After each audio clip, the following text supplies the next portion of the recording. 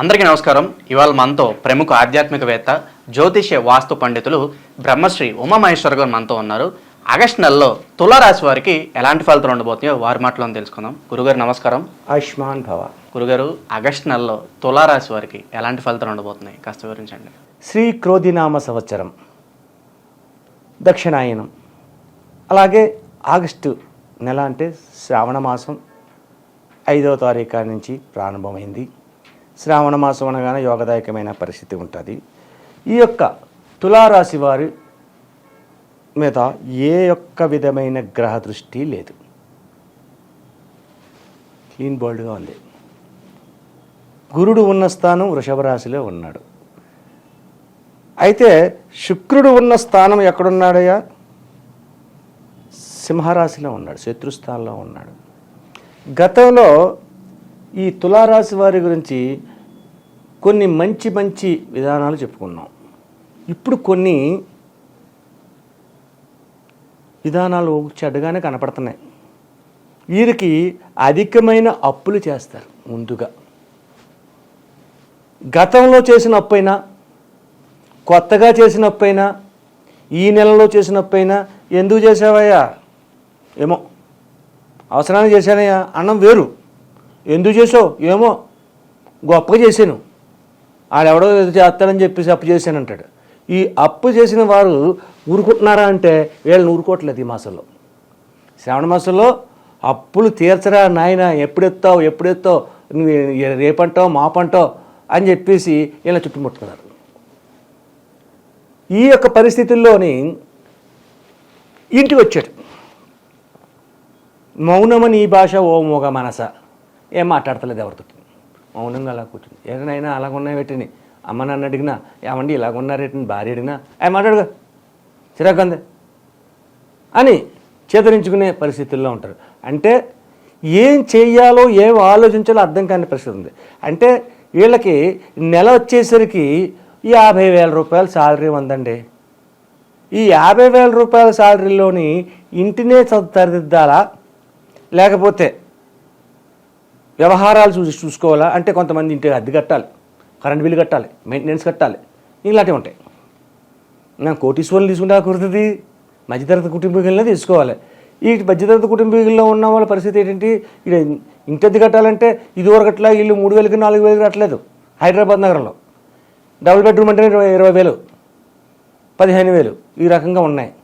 ఈ అద్దెలకే కట్టాలా, కరెంట్ బిల్లే కట్టాలా, ఇంట్లోనే చూడాలా, మెడికల్ ఖర్చులే పెట్టాలా, ఇటువంటి పరిస్థితులన్నీ చూసుకోవాలా, అప్పులు తెచ్చాలి.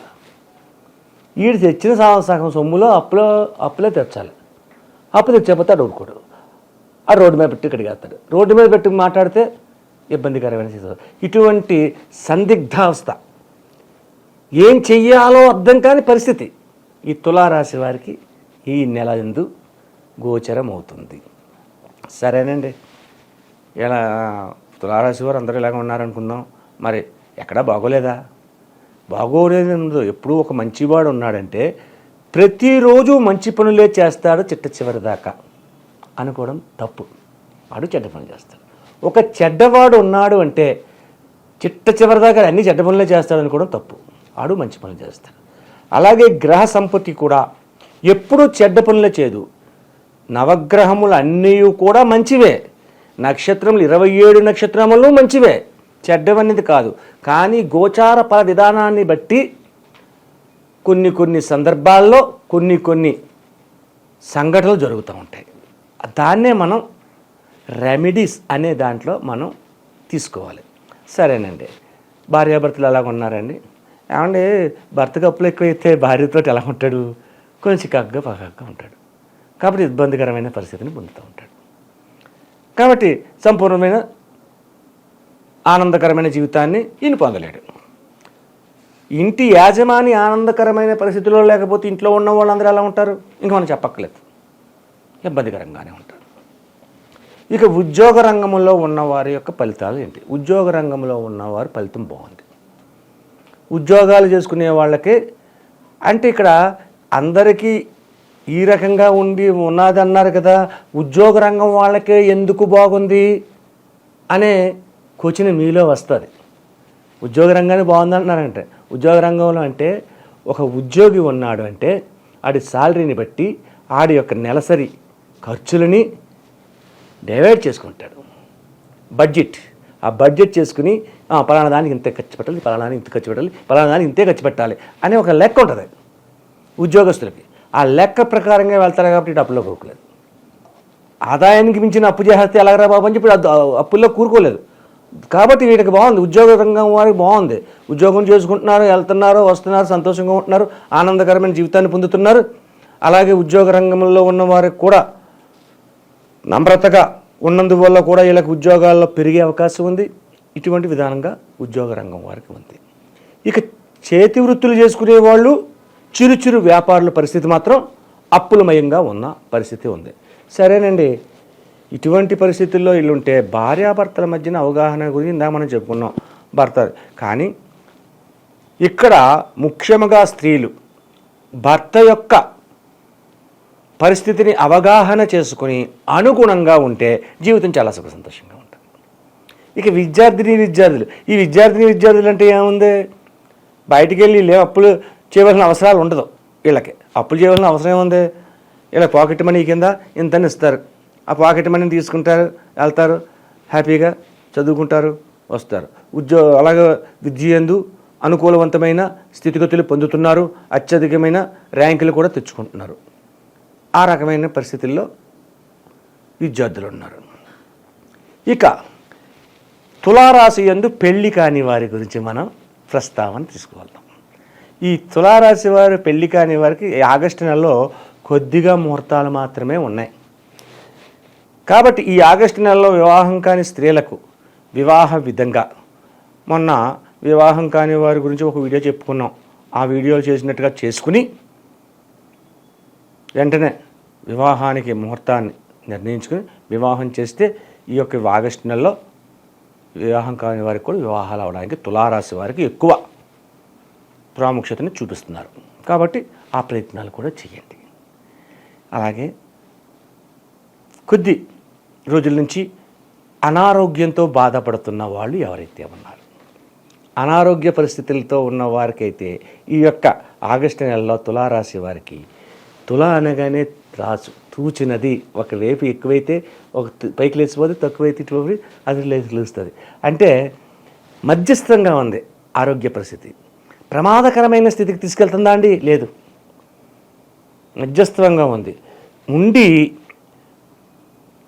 మొదటి నుంచి అంటే 1వ తారీఖు కాడి నుంచి మనం తీసుకుంటే 31వ తారీఖు 30వ తారీఖు వచ్చేసరికి తగ్గుముఖంలోకి వచ్చి వ్యాధులన్నీ కూడా సంతరించుకుని ఉన్నతమైన స్థానానికి చేరుకుంటారు. ఇది తులారాశి వారి యొక్క విధానం. ఆగస్టు నెలలో ఈ తులారాశి వారు ఎటువంటి పరిహారాలు చేసుకుంటే వీళ్ళకి శుభ ఫలితాలు ఉంటాయి అంటారు? కాస్త వివరించండి. ప్రతి వారు కూడా ఆగస్టు నెలలో తులారాశి వారు చేయవలసిన ఫలితములు, శ్రావణ మాసం కాబట్టి శ్రావణ మాసంలో లక్ష్మీ పూజని అవలంబించండి. అలాగే ఈ యొక్క ఆగస్టు మాసంలో మధ్యతనంగా ఉండే వ్యక్తులకు కష్టాలు, నష్టాలు, అప్పులు వాళ్ళ చేత ఇబ్బందికరమైన స్థితులు పొందుతున్నారు అన్నారు. కాబట్టి దీని యొక్క పరిహారం ఏంటంటే అన్నదానం చేయాలి. దానములలో కల్లా అన్నదానం గొప్పది. అన్నాన్ని ఎప్పుడైతే దానం చేస్తామో, అంటే అన్నదానం చెయ్యమన్నాం కదా, ఎక్కడ చేయాలండి, ఎవరున్నారండి? అన్నార్తితో ఉన్నవాడికి అన్నం పెట్టాలి, పనికిమాలిన వాళ్ళకి అన్నం పెట్టకూడదు. పాత్ర ఎరిగి దానం చేయాలి. కాబట్టి అన్నార్తులు ఎవరున్నారు? హాస్పిటల్కి వెళ్ళండి. మీరు ఒక 10 కేజీలు, 5 కేజీలు, 4 కేజీలు మీ ఓపిక పెట్టి కొంచెంగా పులిహార చేయండి. ఆ పులిహారలో ఇంత కరివేపాకు వేయాలంటే అంత కరివేపాకు వేయండి, ఎక్కువ కరివేపాకు వేయండి. ఒక 3 కేజీలు పులిహార చేశారు, ఓ 3 కేజీలు దద్దోజనం చేయండి. కర్డ్ రైస్లోని ఈ యొక్క తులారాశికి ఆధిపత్యాన్ని వహించిన వాడు శుక్రుడు సింహరాశిలో ఉండి ఈ యొక్క వృషభ రాశిలో కుజుడు కలిగి ఉన్నాడు. కాబట్టి ఈ యొక్క దద్దోజనంలో ఎర్రని దానిమ్మ గింజలు వేయాలి, నల్లటి ద్రాక్ష పళ్ళు కూడా వేయాలి. ఈ యొక్క అన్నదానాన్ని తీసుకెళ్ళి హాస్పిటల్లో రోగులకు కాదు, రోగిగా వచ్చిన వాడు మామూలుగా హాస్పిటల్లో ఆ ఐసీలో ఉండి ఏసీలో పడుకుని బాగానే ఉంటాడు, ఆయనకి ఏం బాధ లేదు, ఉంటాడు బాధ తర్వాత సంగతి. ఈ యొక్క రోగి కూడా ఉన్న వాళ్ళు ఉంటారు, రక్త సంబంధికులు, వాళ్ళు పాపం అన్నం తినలేరు, అలాగని ఇంటికి వెళ్ళలేరు, అక్కడ కూర్చోలేరు, పడుకోలేరు, ఇబ్బందికరమైన స్థితులు ఉంటాయి. పోనీ ఏదైనా తిందామనుకున్నా బయటికి వెళ్ళి తిన్నా శుభ్రమైన దొరకదు. కాబట్టి నిజంగా అక్కడికి వెళ్తే ఆ రోగికి సంబంధించిన వాళ్ళు ఎదుర్కొంటూ వచ్చి అడుగుతారు అన్నార్తిగా, వాళ్ళు సరైన అన్న అర్థులు. కాబట్టి వాళ్ళకి ఒక ప్లేటు, పేపర్ ప్లేటు భోజనం చేయడానికి, ఈ మాత్రం పులిహోర, ఆ మాత్రం దద్దోజనం, ఒక వాటర్ ప్యాకెట్ ఇవ్వండి శుభ్రంగా. ఏమండి అంత ఉన్నతమైన పరిస్థితి మనకు లేదు కదండి, ఆలోచించాలి. మధ్యతరగతి కుటుంబంలో నేనే చెప్పాను కదా, మరి ఇంతమందికి ఇంత పులిహారలు చేసి దద్దోజనాలు పెట్టమంటే కుదరదు కదా, మా వదిలేండి. చేయలేని వాళ్ళు, స్తోమత ఉండి చేయగలిగిన వాళ్ళు ఇలా చేయండి. స్తోమత లేదు, ఎక్కువ ధనాన్ని వెచ్చించలేరు, కొద్దిగా ఎంతో కొంత చేయాలి. అప్పుడేం చేయాలి, ఒక ప్యాకెట్ జిప్ ప్యాకెట్లా ఉంటాయి కదా ఈ యొక్క ప్లాస్టిక్ కవర్లో, అలాంటి కవర్లు తీసుకోండి. ఆ మాత్రం అన్నం, ఆ మాత్రం బంగాళాదుంప కూర ఉండండి, ఆ మాత్రం ఒక చిన్న కవర్లో వేయండి. అన్నం ప్యాకెట్లు కొంచెం అన్నం వేయండి, ఆ మాత్రం సాంబార్ కాయండి, శుభ్రంగా సాంబార్ కాసి ఒక చిన్న ప్యాకెట్లు వేయండి. ఈ యొక్క 3 ప్యాకెట్లు ఒక ఆకుని మడిచి ఒక చిన్న కవర్లో పెట్టండి. ఇలాగ 4 కవర్లు చేయండి, 5 కవర్లు, మీ ఓపిక. హాస్టల్లో కుర్రాళ్ళు ఉన్నారు, చదువుకునే వాళ్ళు హాస్టల్లోకి వస్తారు, వాళ్ళు అన్నం వండుకుని ఏ కూరలో బయటికి వెళ్ళి 10 రూపాయలు 20 రూపాయల కూరలు ఉంటాయి, ఆ కూరలు తెచ్చుకుని తింటారు. అలా కాకుండా ఆ హాస్టల్లో వాళ్ళు తెచ్చుకోకుండా ఆ టైంకి వెళ్ళాలి. అంటే వాళ్ళు వెళ్ళిపోయిన తర్వాత కాదు, నేను తినేసామన్నాను కదా, తినబోయే సమయానికి వెళ్ళి ఇగో బాబు భోజనం చేయండి అని 2 3 ఇవ్వండి, 4 ఇవ్వండి, అన్నదానం అయిపోయింది. ఈ రకమైన అన్నదానాన్ని చేసినందువల్ల ఈ యొక్క ఆర్థిక వ్యవస్థ నుంచి బయటకు వస్తారు. అన్నదానాన్ని చేయాలి వీళ్ళు. అలాగే ఈశ్వరాభిషేకాలు ప్రతి వారం కూడా 4 వారాలు వస్తే 4 వారాలు, 5 వారాలు వస్తే 5 వారాలు ఈశ్వరుడికి అభిషేకం చేయించండి. అభిషేకం అంటే పంచామృతాభిషేకం. అలాగని మహారుద్రాభిషేకము అని అన్నారనుకోండి, మీరు వెళ్ళి 18 కొబ్బరికాయలు పట్టరా బాబు, 3,000 రూపాయలు దక్షిణ ఇయ్యి అని అంటారు. అదేమక్కర్లేదు, ఈశ్వరాభిషేకం అనేది చేస్తే ఆనందదాయకమైన స్థితిగతులు పొందుతారు. కష్టాలు నష్టాల నుంచి దూరంగా ఉండి సుఖ సంతోషాలకు దగ్గర అవ్వడం అనేది ఈ తులారాశి వారికి జరుగుద్ది. కాబట్టి ప్రతి ఒక్కరు కూడా ఈ విధంగా ఆచరించండి. నమస్తే. వీడియో నచ్చితే లైక్ చేయండి. ఆగస్టు నెలలో తులారాశి వారికి ఎటువంటి ఫలితాలు ఉంటాయి, అలాగే వీరు చేసుకోవాల్సిన పరిహారాలు కూడా వివరించినందుకు ధన్యవాదాలు గురుగారు. ఆయుష్మాన్ భవ.